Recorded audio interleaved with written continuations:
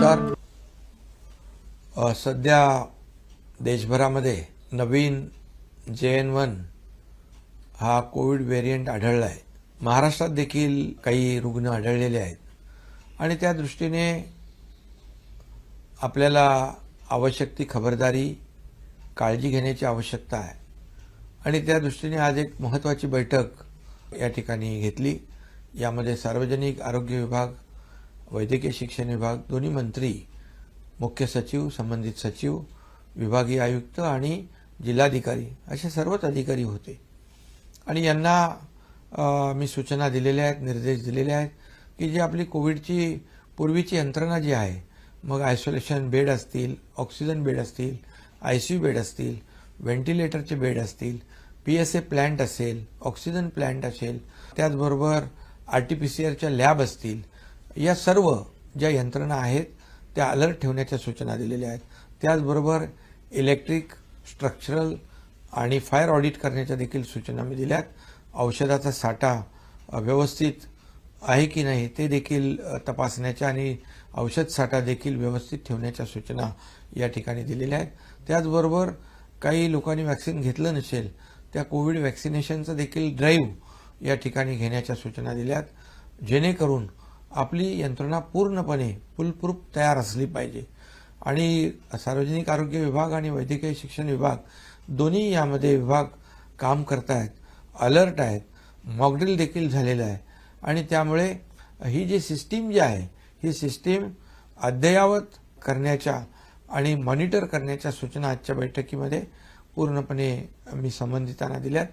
मला वाटतं ही आपली यंत्रणा पूर्णपणे अलर्ट आहे आणि काही त्याच्यामध्ये आणखी सुधारणा करण्याची आवश्यकता असतील त्याही सुधारणा संबंधित विभागाच्या माध्यमातून केल्या जातील.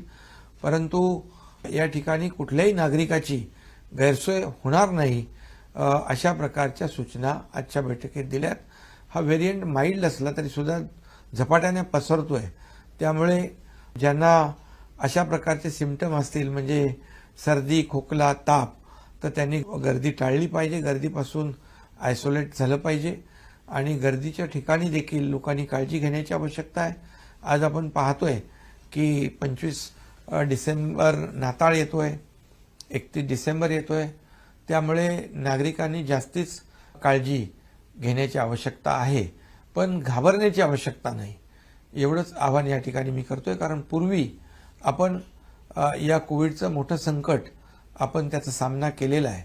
मोठ्या प्रमाणावर या अनपेक्षित संकटामध्ये सर्व टीमने काम केलं आहे.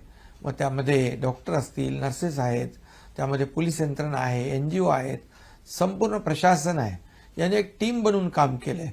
टास्क फोर्सने आपल्याला मोठी मदत केली आहे आणि म्हणून आपल्याला त्याचा पूर्वानुभव पूर्णपणे चांगला आहे.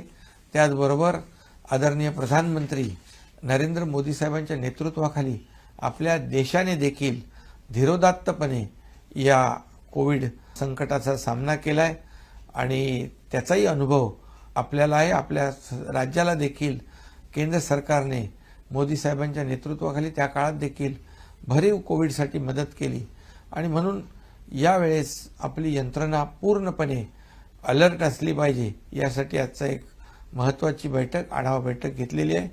नागरिकांना देखील माझं आव्हान आहे, विनंती आहे की आपण काळजी घेऊया.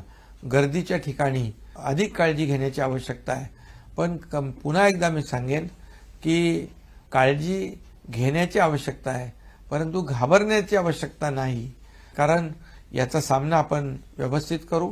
माझी विनंती सोशल मीडिया आणि मीडियाला देखील आहे, प्रसार माध्यमांना देखील आहे की लोकांमध्ये कुठल्याही प्रकारचं संभ्रम, भीतीचं वातावरण निर्माण होणार नाही, यासाठी आपलं सहकार्य अपेक्षित आहे.